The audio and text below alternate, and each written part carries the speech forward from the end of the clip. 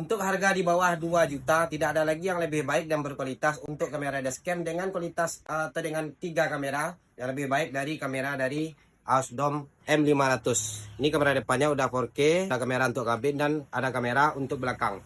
Nanti kita akan review pemasangan dan bagaimana hasil dari kamera M500 ini. Nah, sebelum dilakukan pemasangan, alangkah baiknya kita tes dulu untuk pemakaian di aplikasinya ya. Teman bisa langsung download di aplikasi Ausdom untuk memastikan apakah ketiga-tiga kamera kita menyala dengan baik. Saya membeli satu kabel tambahan, kabel parking agar langsung disambungkan ke kelistrikan mobil. Agar perkabelan lebih rapi juga, saya memakai jaksa teknisi ya, dengan 100 atau 200 ribu gak apa-apa ya teman-teman. Yang penting semua terpasang rapi dan aman. Sebelum melihat hasilnya, saya pastikan dulu semua kamera menyala dengan baik dan otomatis melakukan rekaman.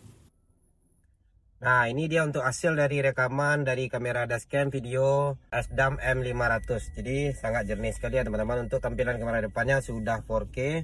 Kamera kabinnya sudah dilengkapi dengan infrared. Jadi dalam keadaan gelap teman-teman juga masih bisa merekam penumpang dalam keadaan sangat jelas sekali. Kamera belakang juga sangat jelas sekali dengan luas tangkapan video 130 derajat ya teman-teman. Untuk hasil dari malamnya nanti akan kita bikin video selanjutnya. Langsung check out ikan yang ke bawah, sebuah kamera dashcam yang benar-benar rancak, benar-benar murah.